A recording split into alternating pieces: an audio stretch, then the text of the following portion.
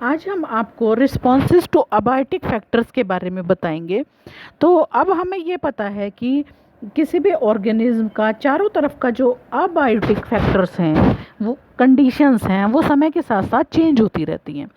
तो किस तरीके से वो जो ऑर्गेनिज्म है वो अपने हैबिटेट के साथ, अगर वो हार्श बन रहा है तो वो किस तरीके से उसके साथ कोप अप करते हैं या मैनेज करते हैं। लेकिन इन क्वेश्चंस का जवाब देने से पहले तो हमें एक बात जाननी ज़रूरी है।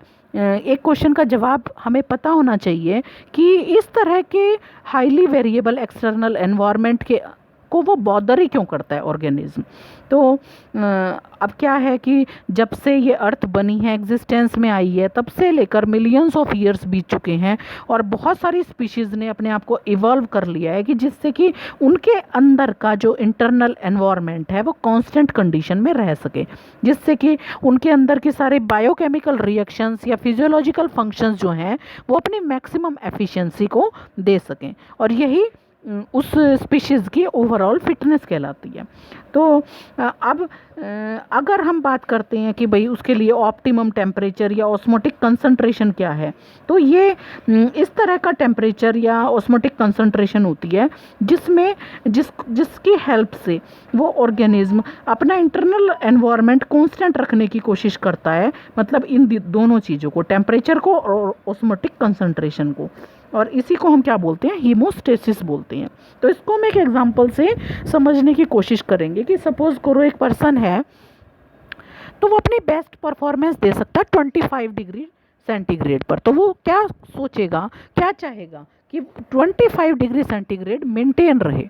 तो अगर बहुत ज़्यादा गर्मी बाहर पड़ रही है या ठंड पड़ रही है तो वो 25 डिग्री को ही अचीव करने की कोशिश करेगा। जैसे अगर गर्मी हो रही है तो वो क्या करेगा, घर पे या अपनी कार में या अपने वर्क प्लेस पर वो एसी चला लेगा। लेकिन अगर बाहर ठंड पड़ रही है तो वो इन जगहों पर क्या चला लेगा, हीटर चला लेगा। तो फिर जिससे कि उसकी जो परफॉर्मेंस है वो मैक्सिमम रह सके, चाहे उसके चारों तरफ का एनवायरनमेंट कितना भी चेंज हो रहा है। तो ये तो बात हो गई कि वो एक्सटर्नल तरीके से किस तरह से अपने आप को अडेप्ट करता है। लेकिन कोई भी पर्सन अपने इंटरनल एनवायरनमेंट को अपनी फिजियोलॉजिकल मीन्स से भी क्या कर सकता है, मेंटेन रख सकता है। और दूसरी चीज़ ये है कि ह्यूमन बीइंग तो एसी या हीटर चला सकते हैं, लेकिन दूसरी तरह के जो एनिमल्स हैं उनके लिए तो ये पॉसिबल नहीं है। तो फिर और ऑर्गेनिज्म इसके लिए क्या तरीके अपनाते हैं, तो इसमें फिर आता है कुछ तरीके आते हैं, जिसमें पहली चीज़ है रेगुलेट। अब रेगुलेट क्या है, कुछ ऑर्गेनिज्म ऐसे होते हैं जो अपने इंटरनल एनवायरनमेंट को, इंटरनल फिजियोलॉजी को, हीमोस्टेसिस को क्या रखते हैं, कांस्टेंट रखते हैं। जैसे कि अपनी बॉडी के टेम्परेचर को या ऑस्मोटिक कंसंट्रेशन को वो कांस्टेंट रखते हैं। इसमें आते हैं बर्ड्स और मैमल्स, या कुछ लोअर वर्टिब्रेट्स और इनवर्टिब्रेट्स की स्पीशीज़ भी आती हैं जो थर्मो रेगुलेशन और ओस्मो रेगुलेशन कर सकती हैं।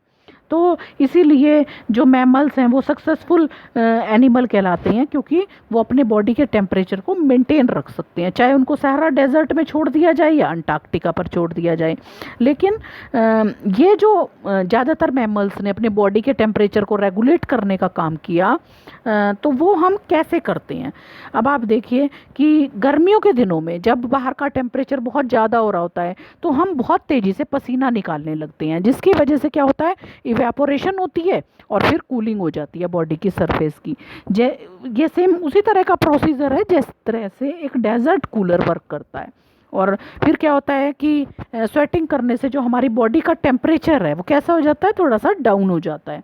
और अगर सर्दियाँ पड़ रही हैं और बाहर का टेम्परेचर 37 डिग्री सेंटीग्रेड से कम है तो तब हम क्या करते हैं, शिवरिंग करना स्टार्ट कर देते हैं। तो एक तरीके की एक्सरसाइज होती है जिससे हीट प्रोड्यूस होती है और हमारी बॉडी का जो टेम्परेचर है वो थोड़ा सा बढ़ जाता है। लेकिन प्लांट्स के पास अपने इंटरनल टेम्परेचर को मेंटेन रखने का इस तरह का कोई मैकेनिज्म नहीं पाया जाता है।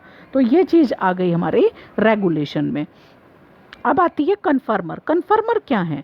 देखो 99% जो एनिमल्स हैं और लगभग सभी प्लांट्स जो हैं वो मेंटेन नहीं रख सकते अपना इंटरनल एनवायरनमेंट। मतलब उनका जो बॉडी का टेम्परेचर है वो बाहर के टेम्परेचर के हिसाब से बदलता रहेगा, उनकी ऑस्मोटिक कंसंट्रेशन भी चेंज होती रहेगी। और क्या होता है कि जो एक्वेटिक एनिमल्स हैं वो क्या कर सकते हैं, वो अपने ऑस्मोटिक कंसंट्रेशन को चेंज कर सकते हैं, लेकिन एक लिमिट तक ही कर सकते हैं। अब ऐसे प्लांट्स और एनिमल्स जिनके बॉडी का टेम्परेचर बाहर के टेम्परेचर के अकॉर्डिंग चेंज हो जाए उनको हम बोलते हैं कन्फर्मर। अब हमें एक चीज़ का पता है कि अपनी बॉडी का टेम्परेचर एक जैसा रखने पर कुछ फ़ायदा होता है, तो सभी के सभी जो एनिमल्स हैं वो जो कन्फर्मर्स हैं वो रेगुलेटर्स क्यों नहीं बन जाते? तो इसका आंसर हम इस तरीके से समझेंगे एग्जाम्पल की हेल्प से कि अगर गर्मियाँ होती हैं तो हर इंसान एसी नहीं चला सकता। कौन चला सकता है? जिसकी फाइनेंशियल कंडीशन अच्छी होगी, जिसके पास पैसा होगा। तो सेम आंसर फिर इस चीज़ का भी आ जाएगा कि हर ऑर्गेनिज्म अपनी बॉडी के टेम्परेचर को मेंटेन नहीं रख सकता, कांस्टेंट नहीं रख सकता। क्यों? क्योंकि इस प्रोसेस के लिए उसको बहुत ज़्यादा एनर्जी की ज़रूरत पड़ेगी और इतनी एनर्जी जो है उन एनिमल्स के पास नहीं होती, क्योंकि थर्मो रेगुलेशन क्या हो गया, एक एनर्जी वाइज जो है एक एक्सपेंसिव प्रोसेस हो गया है।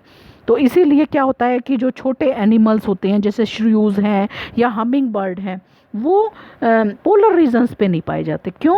क्योंकि उनका मतलब अगर हम ये देखें कि हीट लॉस या हीट गेन जो है वो किससे रिलेटेड है, वो उनके सरफेस एरिया से रिलेटेड होता है।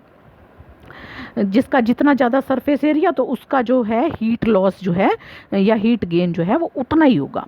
तो अब क्या है कि जब बाहर बहुत सर्दी होती है तो जो छोटे जानवर हैं उनका लार्ज सरफेस एरिया होता है उनके वॉल्यूम के कंपैरिजन में, इसलिए उनके बॉडी से ज़्यादा हीट लॉस हो जाएगा। तो फिर क्या होगा कि इसीलिए जो छोटे जानवर हैं वो पोलर रीजन्स पे कभी नहीं पाए जाते।